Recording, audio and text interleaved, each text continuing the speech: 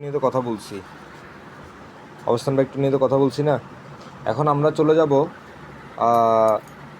বিপরীত ভেক্টর নিয়ে কথা বললাম। এবার আমরা চলে যাব ভেক্টরের যোগে। ভেক্টরের কিসে চলে যাব? ভেক্টর। আসলে ভেক্টর এই জিনিসগুলা আমরা তো তোমাকে জাস্ট রেখা দিয়ে দিয়ে দেখাইছি না।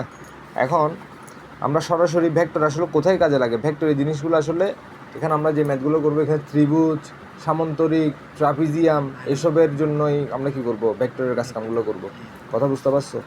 তো মানে এগুলো হলো যে ত্রিভুজ, আমরা যে আসলে জ্যামিতিগুলো করি, জ্যামিতির মধ্যে আমরা আসলে একটা ত্রিভুজ আঁকার জন্য কী করি, ত্রিভুজটাকে দুইটা রেখা আঁকি দিলাম এভাবে, তারপর আরেকটা রেখা দুম করে আঁকি দিলাম। কিন্তু এখানে এটা আঁকছি, মিলাইছি ঠিক, কিন্তু এগুলোর কোনো আমি কি মানে এই দাগটা কোন দিক থেকে আসছে, কোন দিকে গেছে, কোনো কিছু আছে, এই দাগটা কোন দিক থেকে আসছে, মানে ওর শুরু কোথায়। ভেক্টরের মধ্যে কিন্তু আমরা দুইটা জিনিস পাচ্ছি, একটা পাচ্ছি যে শুরুর বিন্দু বা আদি বিন্দু, আদি বিন্দু, আর শেষ বিন্দুটা বলা হয় কি প্রান্ত বিন্দু। কি বিন্দু, কি বিন্দু বলা হয়? তাহলে এই যে আমাদের এই দুইটা বিন্দু ভেক্টর, এটাকে বলা হয় আদি বিন্দু বা শুরু আর কি। এটা হলো আমাদের আদি বিন্দু, আর এটা হলো আমাদের কি প্রান্ত বিন্দু। কথা বুঝতে পারছো? তো এখানের মধ্যে আমরা কি বুঝতেছি কোথায় আদি কোথায় প্রান্ত, মানে কোথায় শুরু কোথায় শেষ, কোনো কিছু আছে এখানে নাই। তো এটাই হলো ভেক্টর এবং জ্যামিতির মধ্যে কি ওই চিত্রের ডিফারেন্স আর কি।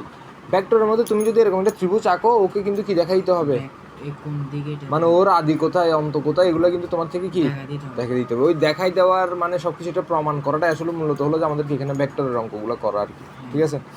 তো আমরা ধরো একটা চিত্র এঁকেই ফেলি, একটা ত্রিভুজ এঁকেই ফেলি। ঠিক আছে? একটা ত্রিভুজ আঁকলাম, বা এই ত্রিভুজ না, আগে ধরা ভেবে না, আগে একটা রেখা আঁকলাম, এটা একটা এবি ভেক্টর। ঠিক আছে?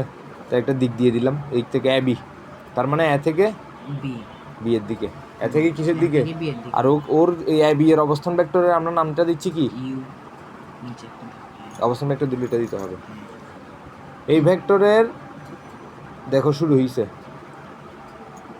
এখন আরেকটা রেখা দিতে হবে না, আরো একটা না, আরো কয়টা রেখা দরকার, আরো দুইটা রেখা দেখ, আরো কয়টা রেখা দরকার, দুইটা রেখা দরকার। তাহলে এই ভেক্টরের যেখানে শেষ হয়েছে ওখান থেকে আরেকটা রেখা এদিক দিয়ে গেল, আরেকটা রেখা কি গেল, এদিক দিয়ে গেল, ওই এটার নাম দিলাম ধরো সি। তাহলে দেখো এটা শেষ হয়েছে, আবার এটা এখান থেকে কি হয়েছে, আবার এটা এখানে শেষ হয়েছে, আবার এটা কি হয়েছে, এখানে শেষ হয়েছে। ঠিক আছে? তাহলে এইটার একটা নাম দিই, এটার নামটা দিই কি ভি, এটার নামটা দিই কি ভি। এই যে এখন এখানে একটা রেখা আসবে না, এই রেখাটা কোন দিকে হবে, এই রেখাটার দিক কোন দিকে হবে, এটা নির্ণয় করাটাই হলো যে আসলে কিসের অঙ্ক, ভেক্টরের ম্যাথ করা। আর এই দিক নির্ণয় করতে গিয়ে বিভিন্ন ধরনের বিধি এখানে ব্যবহার করতে হয়। এগুলো যোগ বিধি, বিয়োগ বিধি, তারপর যেমন আছে সামন্তরিক বিধি, এসব বিধিগুলো কি দরকার হয়।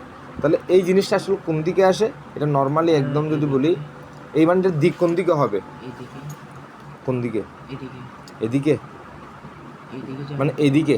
নর্মালি তুমি বললে কি এদিকে যাবে, কিন্তু ভেক্টর বলতেছে আসলে না, দিকটা এদিকে যাবে না। ভেক্টর যোগবিধি বলতেছে এটা এবং এটার যোগফল হবে যে এই বিন্দু যোগ এই বিন্দু,